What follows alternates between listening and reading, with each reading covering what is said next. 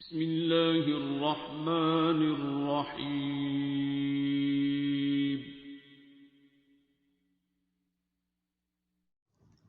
السلام علیکم ورحمۃ اللہ وبرکاتہ۔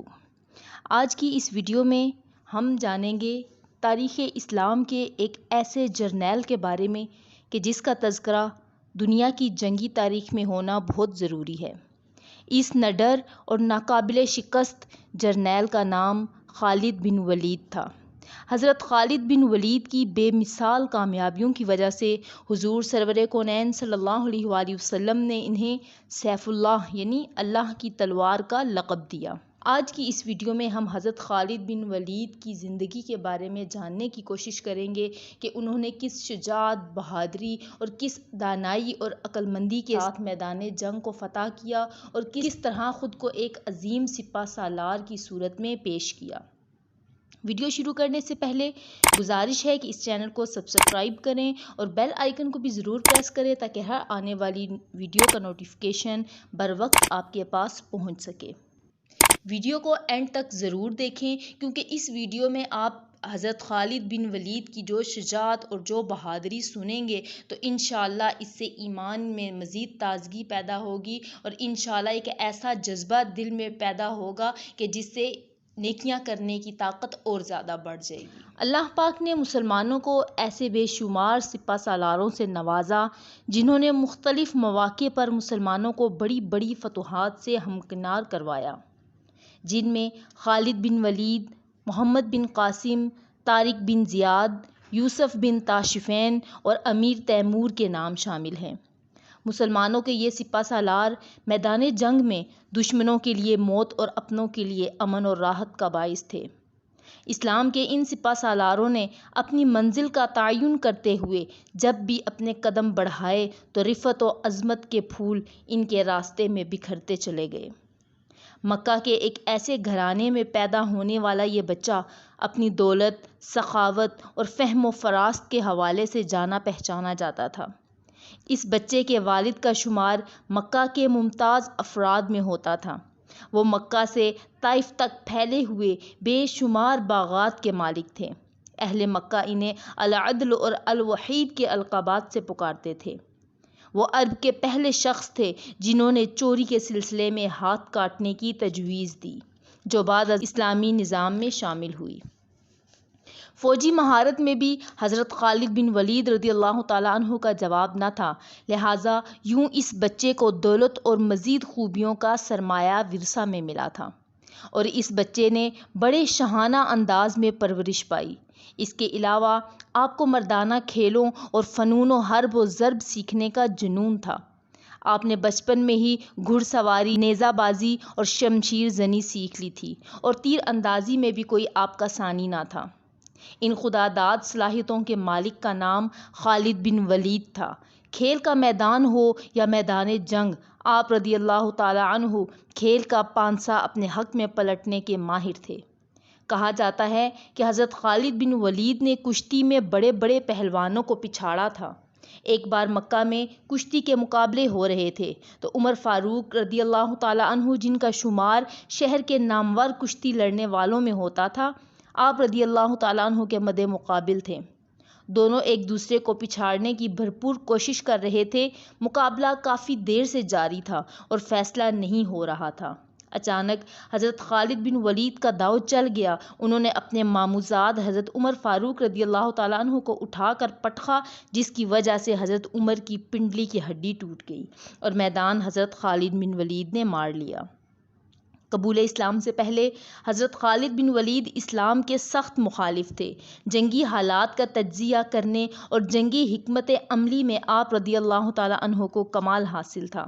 اسی ذہانت اور جنگی سوجھ بوجھ نے حضرت خالد کو کچھ عرصہ تک عجیب ذہنی کشمکش میں مبتلا رکھا، لیکن یہ سن 682 کا موسم بہار تھا۔ پودوں پر کلیاں پھول بن کر کھل رہی تھیں، بازاروں میں رونقیں بڑھ رہی تھیں کیونکہ حج کا زمانہ قریب تھا۔ اس لیے عارضی ٹھیلوں اور عارضی دکانوں نے چہل پہل اور بھی بڑھا رکھی تھی۔ لیکن عجیب بات یہ تھی کہ اس بار بنی مخزوم کا شہزادہ خالد بن ولید اداس اور کھویا کھویا ہوا تھا۔ وہ شہر میں ہونے والے جسمانی اور جنگی کھیل تماشوں اور مقابلوں سے لاتعلق تھے جن میں وہ ہمیشہ حصہ لیتے تھے۔ ان کی سوچ کا محور اسلام کی روز بروز بڑھتی ہوئی طاقت تھی۔ حضرت خالد بن ولید یہ سوچ رہے تھے کہ اب تک اسلام کے مخالفین نے مسلمانوں کو میدان جنگ میں 28 بار للکارا ہے، لیکن اپنی تمام تر عددی برتری اور بہترین جنگی ساز و سامان کے باوجود ہمیشہ ذلت اٹھائی۔ کبھی آپ رضی اللہ تعالیٰ عنہ کے ذہن میں جنگ بدر کا نقشہ ابھرنے لگتا، جس میں معمولی جنگی ساز و سامان کے ساتھ 313 مسلمانوں کی جماعت نے ابو جہل کے بڑے لشکر کو شکست دی، تو کبھی جنگ احد میں مسلمانوں کی ثابت قدمی اور جانثاری آنکھوں کے سامنے آنے لگتی۔ کبھی حضرت خالد چشم تصور میں مکہ کے ناقابل شکست پہلوان اذکار کو نبی صلی اللہ علیہ وآلہ وسلم کے ہاتھوں خاک چاٹتے ہوئے دیکھتے تھے۔ آپ رضی اللہ تعالیٰ عنہ کا ذہن ان بے سر و سامان مسلمانوں کی ان عظیم فتوحات کو سمجھنے سے بالکل قاصر تھا۔ کبھی کبھی آپ رضی اللہ تعالیٰ عنہ یہ سوچتے، کیا مسلمانوں کے ساتھ کوئی غیبی طاقت موجود ہے، اور کیا محمد صلی اللہ علیہ وآلہ وسلم واقعی اللہ کے رسول ہیں؟ اسی کشمکش میں کئی مہینے گزر گئے۔ صلح حدیبیہ کو 1 سال گزر چکا تھا۔ معاہدے کے مطابق حضور سرور کونین صلی اللہ علیہ وآلہ وسلم اپنے جانثاروں کے ساتھ عمرہ کرنے کے لیے مکہ میں داخل ہوئے۔ حضرت خالد بن ولید الجھے ہوئے ذہن کے ساتھ مکہ سے نکل گئے تاکہ وہ شہر میں مسلمانوں کے داخلے کا منظر اپنی آنکھوں سے نہ دیکھ سکیں۔ مکہ میں 3 روز قیام کے دوران نبی صلی اللہ علیہ وآلہ وسلم نے حضرت خالد کے بڑے بھائی ولید سے فرمایا، افسوس خالد میرے پاس نہیں آیا، اگر وہ آتا تو ہم اس کا بھرپور استقبال کرتے۔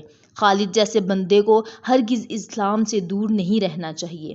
ایک دوسری روایت کے مطابق حضرت خالد کے قبول اسلام کے لیے نبی کریم صلی اللہ علیہ وآلہ وسلم نے دعا فرمائی تھی۔ اس کے بعد حضرت ولید نے حضرت خالد کو بہت ڈھونڈا لیکن ان کا کچھ پتہ نہ چلا۔ حضرت ولید نے ایک خط لکھ کر کسی شخص کے حوالے کیا کہ جب خالد بن ولید آئیں تو یہ خط انہیں دے دینا۔ جب یہ خط حضرت خالد بن ولید تک پہنچا، ان کی کیا حالت تھی، اس خط نے کیا کمال دکھایا، اس کے بارے میں حضرت خالد خود فرماتے ہیں، میں سوچتا تھا کہ مجھے حضور صلی اللہ علیہ وآلہ وسلم کے خلاف ہر محاذ پر ناکامی کیوں ہوتی ہے۔ پھر آہستہ آہستہ میرے ذہن میں یہ خیال تقویت پکڑتا گیا کہ کوئی غیبی طاقت ہے جو میرے دل میں حضور سرور کونین صلی اللہ علیہ وآلہ وسلم کے لیے جگہ بنا رہی ہے۔ پیغمبر اسلام جب عمرہ کے لیے مکہ تشریف لائے تو میں وہاں سے نکل چکا تھا، جس پر میرے بھائی نے خط لکھا جس پر یہ تحریر تھا کہ مجھے تعجب ہے کہ تم اسلام سے اس قدر نفرت کرتے ہو، حالانکہ تمہارے جیسا آدمی اسلام سے دور نہیں رہ سکتا۔ میرے بھائی، گمراہی کے اندھیرے سے نکل کر حق کی روشنی کی طرف چلے آؤ۔ خط پڑھ کر میرے دل کی حالت بدلی اور میں حضور سرور کونین صلی اللہ علیہ وآلہ وسلم کی خدمت میں اسلام قبول کرنے کے لیے حاضر ہو گیا۔ اسلام قبول کرنے کے بعد حاکم شام کا مقابلہ کرنے کے لیے 3000 صحابہ کرام کی فوج تیار ہوئی۔ اس فوج میں خالد بن ولید بھی شامل تھے۔ یہ بڑا ہی خونریز مقابلہ تھا۔ مخالفین 1 لاکھ کی تعداد میں تھے اور اس میں مسلمانوں کا کافی جانی نقصان ہوا۔ اگلے روز اس لشکر کی کمان حضرت خالد بن ولید نے اپنے ہاتھوں میں لی اور اعلیٰ جنگی اصولوں پر اپنی تھوڑی سی فوج کو جمع کیا اور حاکم شام کی فوج کو تہس نہس کر کے فتح حاصل کی۔ صدیق اکبر کے دور خلافت میں حضرت خالد بن ولید کی زیر کمان مسلمانوں کا لشکر مختلف ممالک میں فتوحات اسلامی کے ڈنکے بجا رہا تھا اور اللہ تعالیٰ کی فتح اور نصرت کے پرچم اٹھا رہا تھا۔ اسی سلسلے میں شہر ہیرا کے باغیوں کی شرارت اور عہد شکنی کی خبر پا کر حضرت خالد بن ولید رضی اللہ تعالیٰ عنہ نے شہر ہیرا کا رخ کیا۔ مجاہد اسلام کی خبر سن کر اہل ہیرا اپنے قلعوں میں جا کر چھپ گئے۔ خالد بن ولید نے جب قلعوں کو چاروں طرف سے محصور کر لیا اور کئی شب و روز تک محاصرہ جاری رکھا اور لڑائی اس لیے نہ چھیڑی کہ شاید یہ لوگ راہ راست پر آ جائیں، لیکن جب ان کی طرف سے کوئی حرکت نہ ہوئی تو حضرت خالد بن ولید نے حملہ کر دیا اور شہر پر قبضہ کر لیا۔ قبضہ کرنے کے بعد عمرو بن مسیح جو کہ نہایت بوڑھا شخص تھا اپنے قلعے سے باہر آیا۔ مسلمانوں نے اسے حضرت خالد بن ولید کے سامنے پیش کیا۔ خالد بن ولید نے عمرو بن مسیح کی طرف توجہ فرمائی اور دریافت کیا تمہاری عمر کتنی ہے؟ عمرو نے کہا سینکڑوں برس۔ بوڑھے کے ساتھ جو ملازم تھا اس کے پاس سے ایک زہر کی پڑیا ملی۔ حضرت خالد بن ولید نے اس سے پوچھا کہ زہر اپنے ساتھ کیوں لائے ہو؟ اس نے کہا اس لیے کہ اگر تم میری قوم کے ساتھ اچھا سلوک نہ کرو تو میں یہ کھا لوں اور مر جاؤں تاکہ اپنی قوم کی ذلت اور رسوائی نہ دیکھ سکوں۔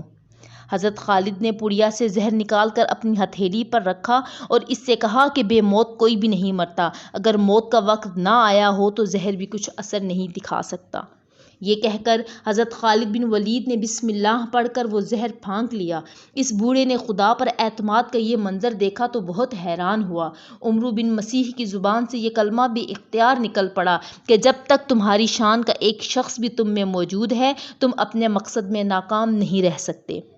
صدیق اکبر کے دور میں حضرت خالد بن ولید اسلامی لشکروں کی سپہ سالاری کے فرائض انجام دیتے رہے۔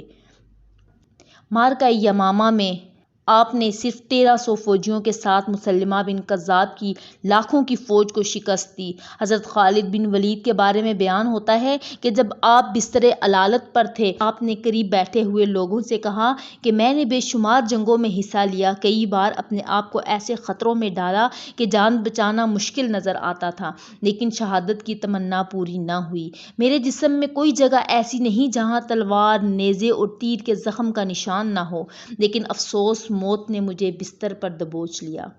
میدان کاراز میں شہادت نصیب نہ ہوئی۔ اس پر لوگوں نے ان سے کہا کہ رسول اللہ صلی اللہ علیہ وآلہ وسلم نے آپ کو سیف اللہ یعنی اللہ کی تلوار کا لقب عطا فرمایا ہے۔ آپ اگر کسی کافر کے ہاتھوں مارے جاتے تو اس کا مطلب یہ ہوتا کہ ایک دشمن خدا نے اللہ کی تلوار کو توڑ ڈالا، جو ناممکن تھا۔ یہ سن کر آپ کو کچھ اطمینان نصیب ہوا۔ حضرت خالد نے جنگ احد سے حضرت عمر فاروق رضی اللہ تعالیٰ عنہ تک جتنی جنگیں لڑیں ان کی تعداد 41 ہے۔ ان جنگوں میں آپ نے ایک جنگ بھی نہیں ہاری۔ حضرت خالد بن ولید نے شام فتح کیا، حمص کو اپنا مسکن بنایا اور اسی شہر میں آپ نے 21ویں ہجری میں انتقال فرمایا۔ انا للہ و انا الیہ راجعون۔ آپ کے انتقال کی خبر جب شام سے مدینہ پہنچی تو ایک کوہرام مچ گیا۔ امیر المومنین حضرت عمر فاروق رضی اللہ تعالیٰ عنہ نے جب یہ خبر سنی تو آپ بھی آپ دیدہ ہو گئے اور اہل مدینہ سے فرمایا کہ اس خبر پر جو آنکھ رونا چاہتی ہے وہ آج ہی رو لے، کہ ابو سلیمان جیسے لوگوں پر رونے کا موقع پھر نہیں ملے گا۔ حضرت خالد بن ولید کو جب قبر میں اتارا جا رہا تھا تو صحابہ کرام تو رو ہی رہے تھے، لیکن ان کا گھوڑا جس پر سوار ہو کر تمام جنگیں لڑیں اس کی آنکھیں بھی اشکبار تھیں۔ ایک جانور کا اپنے مالک کے غم میں آنسو بہانا سب نے دیکھا، اور آخر میں اللہ تعالیٰ سے دعا ہے الہ العالمین آج بھی اسلام کو خالد بن ولید اور محمد بن قاسم جیسے سپہ سالاروں اور محافظوں کی ضرورت ہے۔ الہی اسلام کا جھنڈا تا قیامت بلند و بالا رہے، آمین ثم آمین۔ امید ہے کہ آج کی ویڈیو آپ کو پسند آئی ہوگی۔ اپنا فیڈ بیک ضرور دیجیے گا۔ ملتے ہیں ایک نئی ویڈیو کے ساتھ، تب تک دعاؤں میں یاد رکھیے گا۔ جزاک اللہ خیرہ۔ اللہ حافظ۔